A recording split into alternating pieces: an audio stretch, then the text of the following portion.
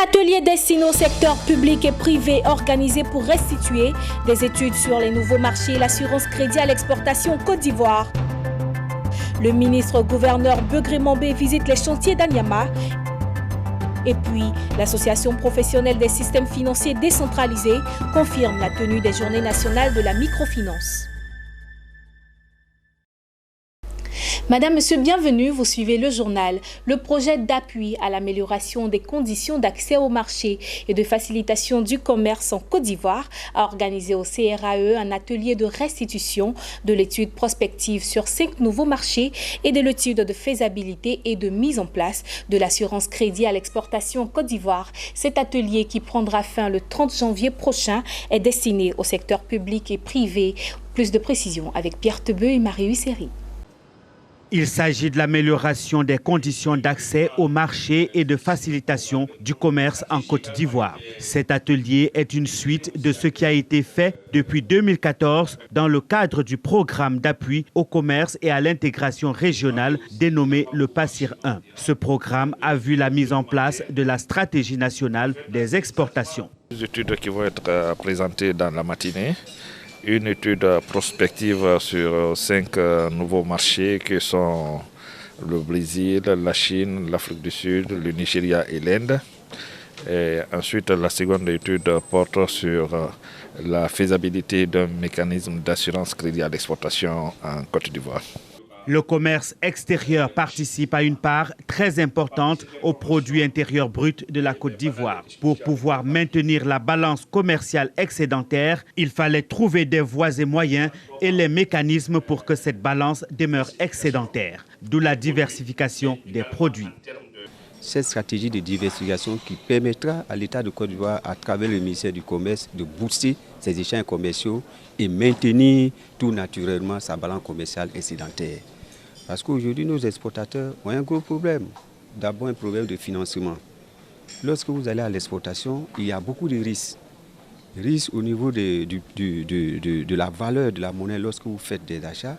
Risques même au niveau où le produit, par exemple, est périssable. Qui prend ces risques? Pour accéder au marché des pays émergents, il faut des études appropriées. Ce sont ces études qui font l'objet de la restitution du présent atelier qui relève également les risques liés à l'exploitation.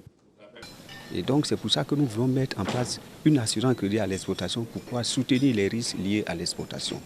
Et qui parle aussi de l'exportation, parle des risques liés à l'exportation, parle aussi du financement. Parce que ça devient une garantie pour les exportateurs d'aller sur le marché. La pénétration du nouveau marché dans les pays émergents demeure la priorité. Le choix de ces marchés se justifie par leur poids et leur taille, suivant leur positionnement géographique. Le présent atelier prend fin le 30 janvier prochain. Le ministre-gouverneur du district autonome d'Abidjan, Begré Mambé, a constaté récemment l'état d'avancement des projets de voirie de la sous-préfecture d'Anyama. Cette visite de chantier routier se place dans le cadre du programme gouvernemental de désenclavement des villages Atchan et Yaché du district d'Abidjan. Walter Kofi. Le ministre-gouverneur du district autonome d'Abidjan, Robert Begré Mambé, s'est rendu ce mercredi 29 janvier dans la sous-préfecture d'Anyama. L'objectif de sa visite est de constater l'avancement des travaux de bitumage du village d'Anyama à Djamé et d'Awabo. C'est au total 5 km de bitume d'un coût avoisinant les 5 milliards de francs CFA qui seront réalisés dans cette localité. Ici, nous avons plus de 5 km 300 de route à réaliser en triangle. Le sommet se trouve sur la route d'Anyama. La base est constituée par le village d'Awabo et le village de Anyama à Djamé. Donc il faut faire beaucoup de déblais pour se retrouver en remblai et faire les équilibres de manière à ce qu'en complément de ce que nous allons apporter en matière de réseau d'assainissement et de drainage, la route soit en conformité avec l'aisance que nous visons à travers la réalisation de ces routes-là. Après la visite des sites, le ministre a été reçu au foyer polyvalent d'Anyama à Djamé où Ténon Jules, chef du village, a profité de l'occasion pour faire des requêtes au ministre. Nous souhaiterions un château d'eau pour Awabo et la réhabilitation du château d'eau d'Anyama à Djamé avec extension du réseau d'eau dans nos villages.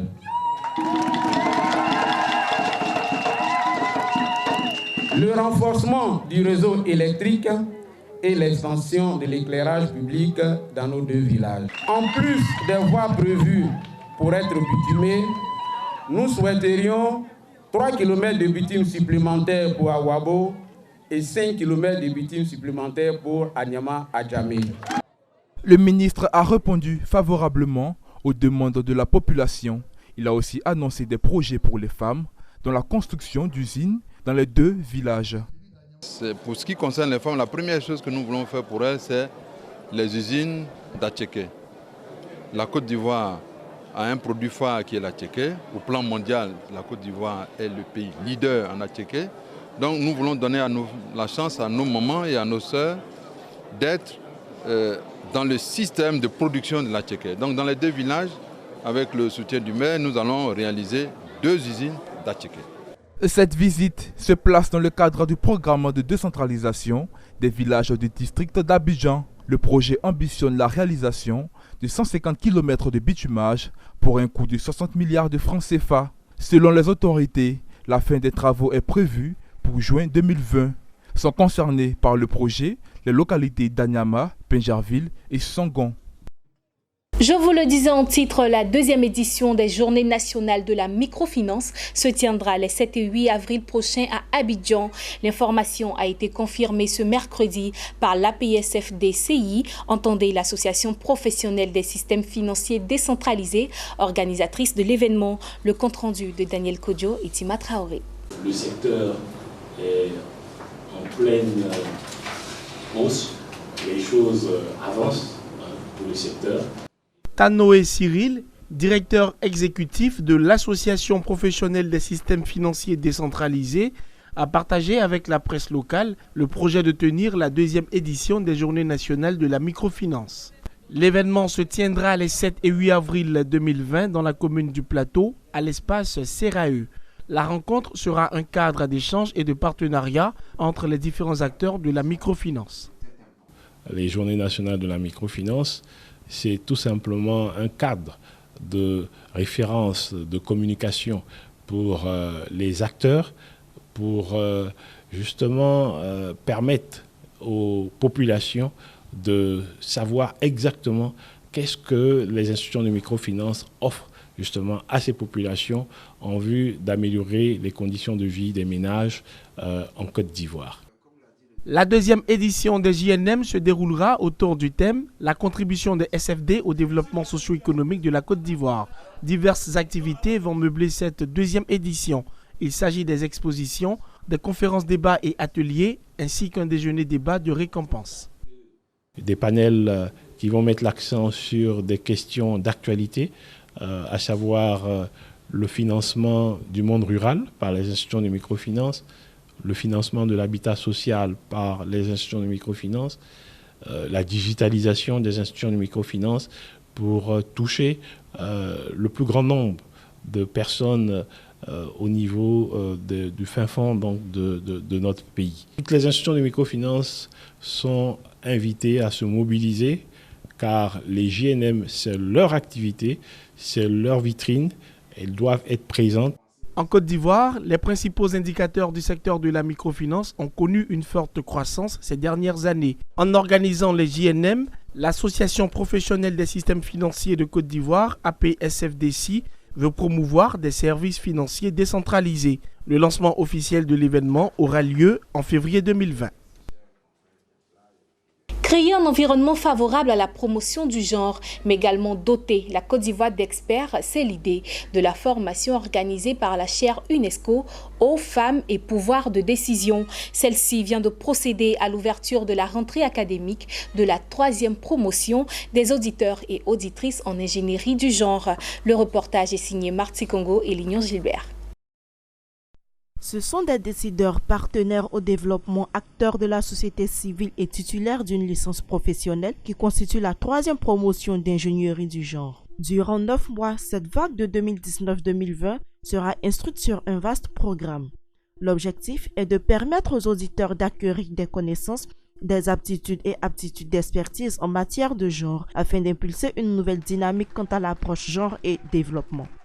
Pour cette année, nous allons En dehors des modules que nous avons l'habitude de dispenser, nous allons initier la budgétisation sensible aux gens pour permettre aux gens de bien comprendre ce que c'est. Et comme nous sommes dans une année électorale, cette année, nous allons ajouter comme innovation à ce cours genre et paix. Les apprenants auront l'opportunité de se familiariser avec les autres outils de la chaire UNESCO, mais aussi les premiers à bénéficier de l'information sur le mariage en préparation du couple genre et paix. La titulaire de la chaire UNESCO, Ephrasie Yao, a exhorté la promotion à s'investir dans la formation. La formation doit faire de vous, des donatrices de solutions aux problèmes des autres, d'abord. Pour atteindre cet objectif, vous devez donc acquérir l'expertise nécessaire qui vous permettra de vous engager dans la lutte contre les inégalités en vue de promouvoir la justice sociale. Votre formation démarre dans un contexte de mise en œuvre de CREAPAIR, dans un contexte électoral, il faut le dire. Donc, CREAPAIR est un outil qui bénéficie du soutien du système des Nations Unies, de l'Union africaine, par rapport à la pertinence et à la crédibilité dont il joue au plan régional et international. Produit de la deuxième promotion en ingénierie du genre, Emma Kwasi a indiqué que cette formation lui a été avantageuse. Grâce à cette dernière, elle a su repousser tous les stéréotypes. Cette formation m'a permis d'aller au-delà de toutes ces considérations qui, on peut dire, me retardaient un peu. J'ai découvert que le genre était un vrai outil de développement, un vrai outil d'équité et un vrai outil de développement personnel également. La cérémonie marquant le début des cours s'est achevée par la passation de flambeau entre la seconde et la troisième promotion. Rendez-vous est donc pris le jeudi 30 janvier 2020 pour le démarrage effectif de la formation en ingénierie du genre. La CNPS, Caisse nationale de prévoyance sociale, était face aux hommes de médias à Abidjan. Il a été question de faire le bilan de l'exercice 2019 et de présenter les avancées de la transformation digitale amorcée. Mondésir Nascimento et Tima Traoré nous font le point.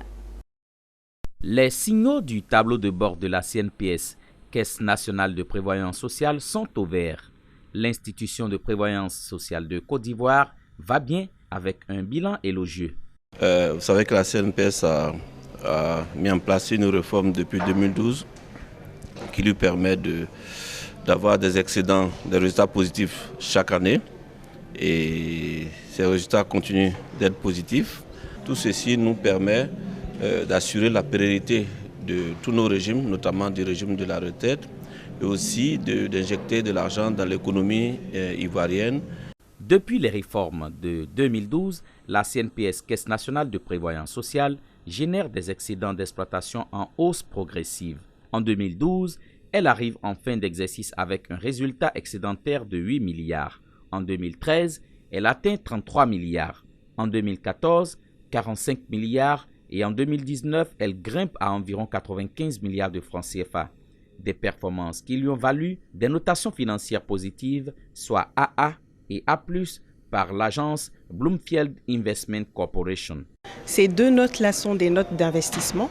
Ce sont des notes qui représentent un risque très faible, ce qui veut dire que la CNPS est une entité très solide, est une entité qui a une qualité de crédit qui est très bonne, c'est-à-dire que c'est une entité à laquelle les investisseurs peuvent faire confiance. Au cours de ce moment convivial avec la presse, une fenêtre a été ouverte sur les astres de la transformation digitale amorcée par la CNPS.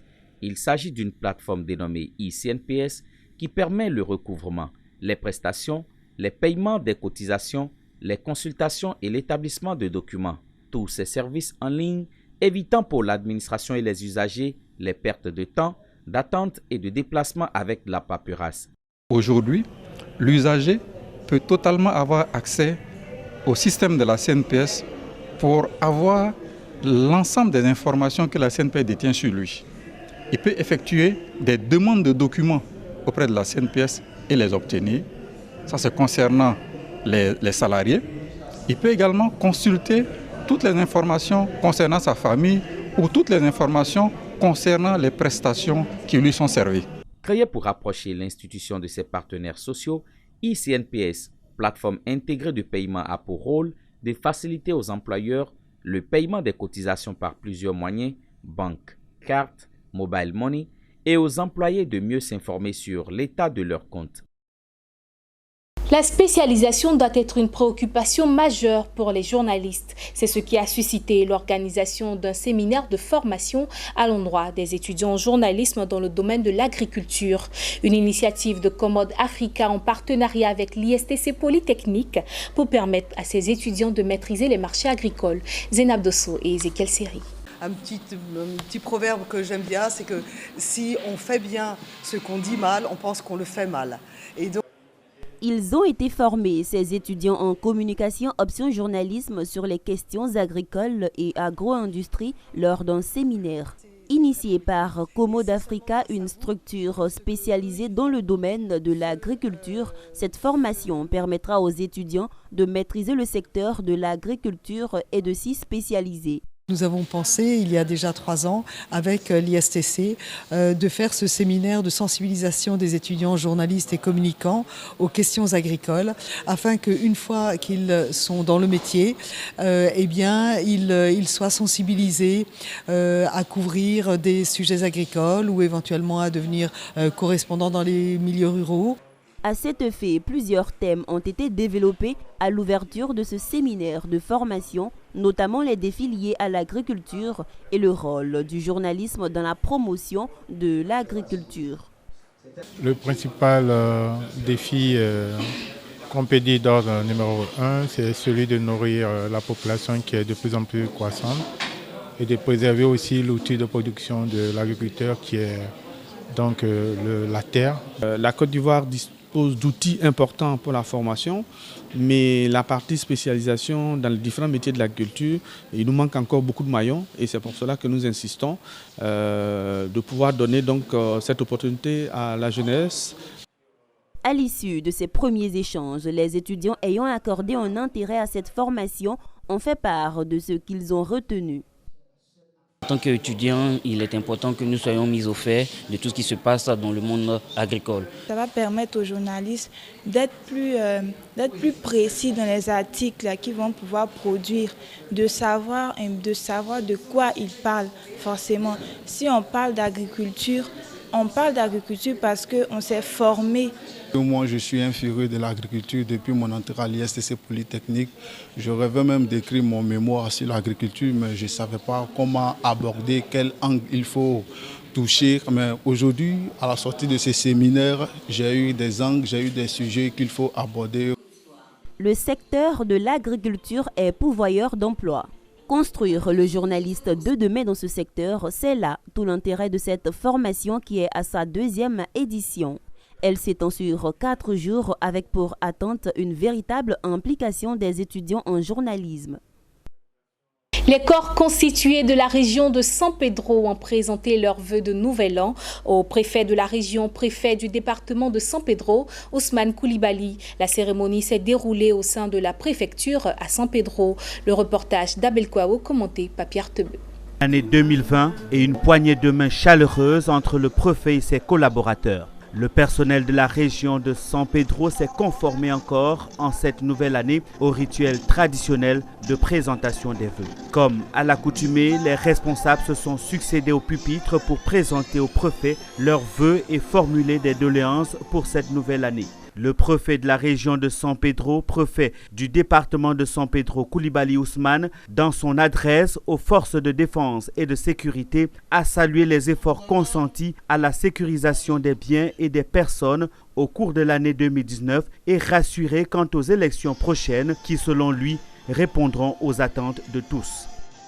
Les élections ont été préparées avec sérieux et rigueur et répondront aux attentes de tous et de toutes. Toutes les couches socio-professionnelles et prises de paix sauront répondre à toutes les attentes de la République. Même souhait de paix formulé par le président du conseil régional s'agissant des élections dans sa région. Maintenant qu'on a parlé de paix, et on a demandé que pour les élections qui approchent, San Pedro soit une région exemplaire comme toujours. À l'instar des corps constitués était présente la communauté libanaise avec à sa tête son président. En image pour finir, alors que le bilan est désormais de 106 morts et plus de 4500 personnes contaminées par le coronavirus, l'alerte n'est plus seulement médicale. Le monde des affaires s'inquiète en effet des conséquences possibles sur la croissance économique mondiale et l'industrie touristique en particulier est d'autant plus alarmée que Pékin a décidé dimanche de suspendre les voyages organisés en Chine et à l'étranger. C'est ici la fin de ce journal. Je vous remercie de l'avoir suivi et très bonne suite de programmes sur Business 24 Africa.